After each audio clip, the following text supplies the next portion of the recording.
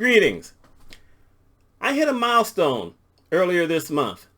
I don't know if a lot of people hit the kind of milestone that I hit, but they probably do, only maybe in a different way, but it's not a bunch of people. On July 8th of this year, I hit 50 years of living in this community. And the difference is I wasn't born here. I moved here just before I turned 16. So do the math. You'll see how old I am. And it was amazing because this was pretty much, I don't want to say a rich people area. Let's just say that the community was well off. And when we moved here, we moved into a townhouse. There was this company that was just starting to build townhouses. They had built, I think, 6 or 7 at the time. And we got one of the first ones.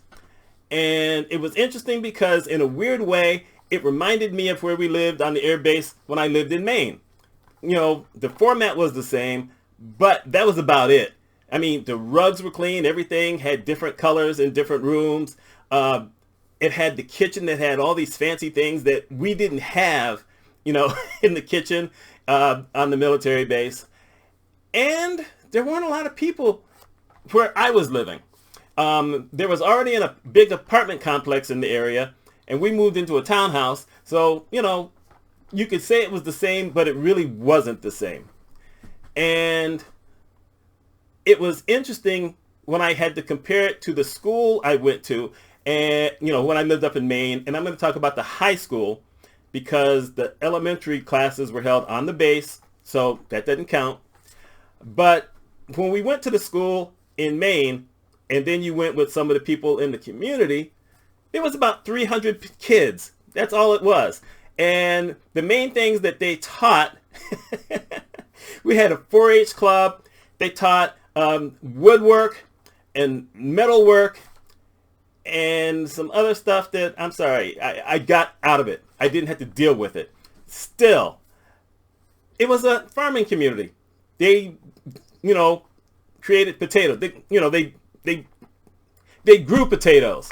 And I actually went out one year and went out to pick potatoes because that was the main staple up in northern Maine. You couldn't grow regular farm stuff because it was too cold. And you had a short, you know, summer. So you couldn't grow any of that stuff. So they would have to get it, you know, kind of further down in the state. But potatoes were the big thing. As a matter of fact, they had a guy who ran for governor.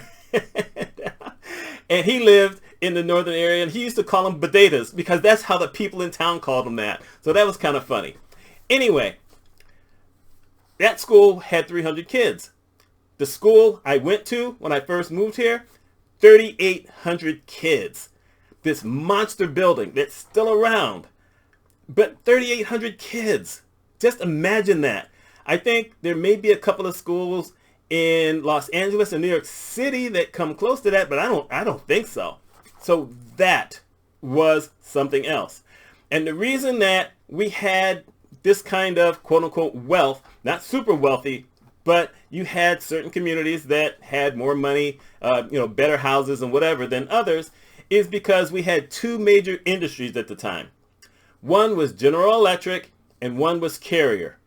Now, if you're, I will say, someone who at least made it into the 90s and you grew up in this area, General Electric was a big deal.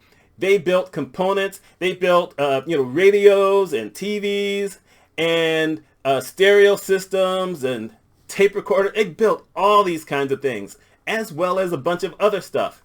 And there weren't a lot of people who didn't have a General Electric something. The first color TV we got was a General Electric. And my mother worked at General Electric for 2 years when we first lived in New York back in the late 60s when we came back from Japan and Mom wanted to work. So she worked at, you know, General Electric, and we got a discount on a couple of things because, you know, that wasn't a bad idea. So, you know, it was, you know, one of those kind of communities. And when General Electric was building all these things, they needed to have places where a lot of their employees could live. So where I live now, I am about 2 minutes away from a major, gigantic housing community where General Electric built all these houses. There's a couple of others, around the area, and all the houses pretty much looked alike. They had, little differences here and there. They all have tiny windows. So I have these big windows. You can't really see my window in this house here, whatever, but I didn't live in that particular community. But all the houses have these tiny windows. If they have a fire, you're not getting out of an upstairs window. It's just not going to happen. They still have some of those. Now, by this time, some people have moved into that particular neighborhood and decided to change the windows, and they were allowed to do it because General Electric isn't here anymore. General Electric basically closed down. I think it started closing early on, but I think they closed around 2000 and they shut everything down. But they were, in decline because they made some bad decisions. A lot of businesses seem to do that kind of thing here and there. And, that took care of that. So a lot of those people left, and for a long time, a lot of houses were empty because, that wasn't the area where you had all kind of people growing, coming in. And then we had Carrier Corporation. Now, I live in the Syracuse area, so we used to have the Carrier Dome. And the dome is still there, but it's no longer the Carrier Dome. Now it's the JMA Wireless Dome, which sounds really stupid to me. But they're the money big dog now. So they get to have that. At some point, it's going to be Micron. I don't know whether they're going to change the name on that, but Micron is going to be the big business that's going to happen here. Matter of fact, we had Joe Biden that came here, 2018 to 2019, because he wanted to, they wanted him to come and see it. It's going to be big. And we have a street, Route 31, that goes from the town of Clay, which I live in, only I live in the town of Clay, and my next door neighbor on one side lives in the town of Salina. And the lady across the street lives in the town of Salina, but the lady lives next to her is in the town of Clay. I don't understand any of that, but that's just how it is. And like I said, the school was huge. And it was amazing for me, thinking about it later on, in the fact that I came from a school in way northern Maine that it had okay education, but I had been kind of behind because I went to this school in the ghetto in Kansas City when my dad was in Vietnam, and I didn't take classes for an entire year. They basically had to hide me from the kids because those kids wanted to kill me because I didn't fit in. I didn't belong there. And then I got to Maine, and there were classes that I hadn't learned because of that year that, I just didn't do anything. So it was interesting that I got into the high school up in Maine, and I was only there for 2 years. And yeah, I had to deal with a couple of racist teachers, and my dad just said, you're going to be fine. We're not, going to worry about that. But I go to this gigantic school, and they put me back a year in math, and yet I scored the highest in the math tests that they give.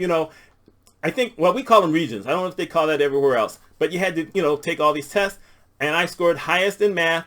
As a matter of fact, I got offered 3 scholarships, and I had one of the, what do they call those people in the school where the counselors, they had the counselors, and I had a counselor who told me, you were the first student in this school who ever got a 100 in this gigantic achievement test. I don't think that's what they called it, but I did that.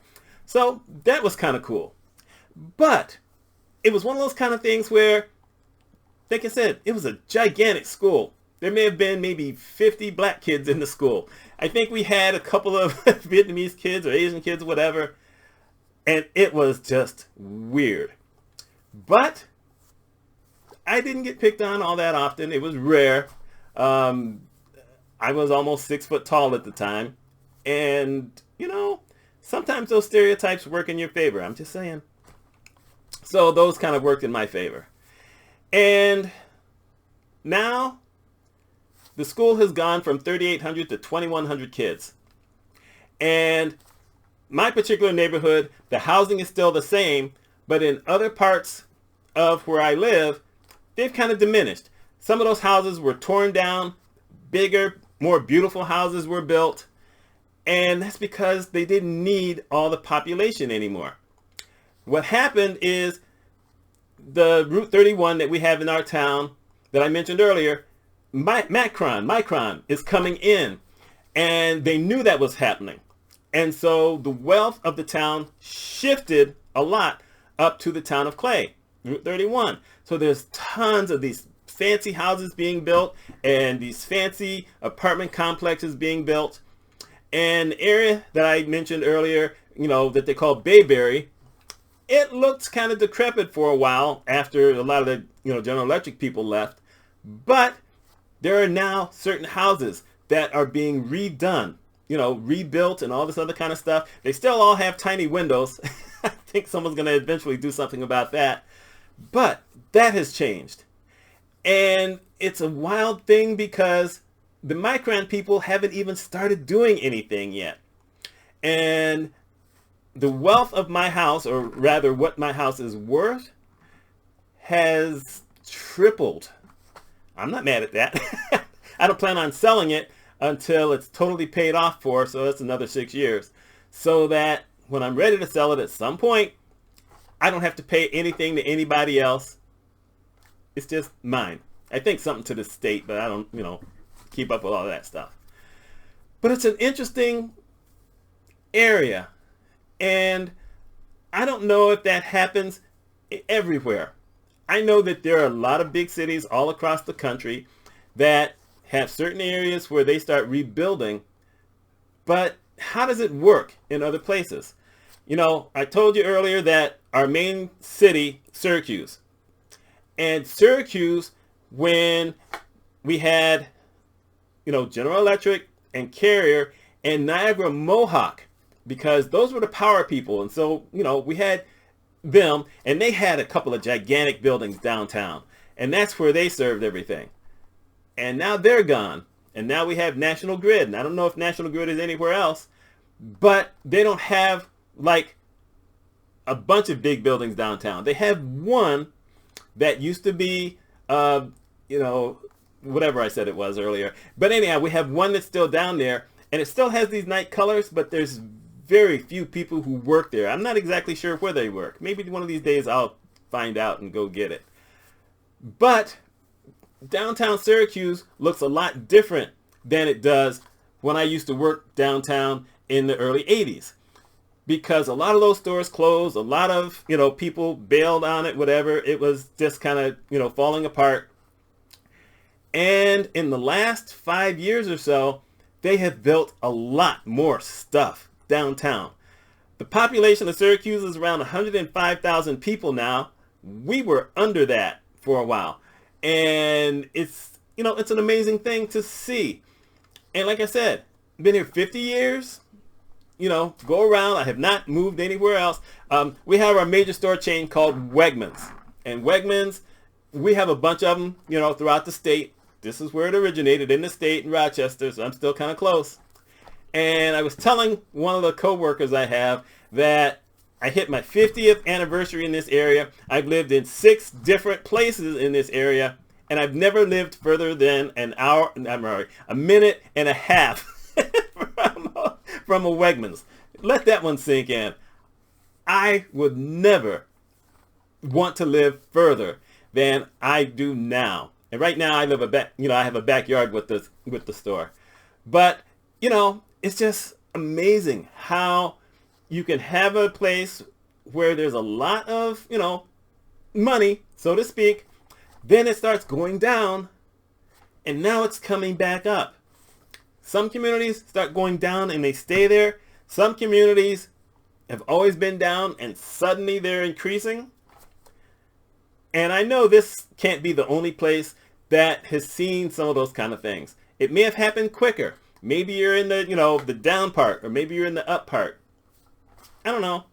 But I'm wondering, how do the rest of you live in your communities?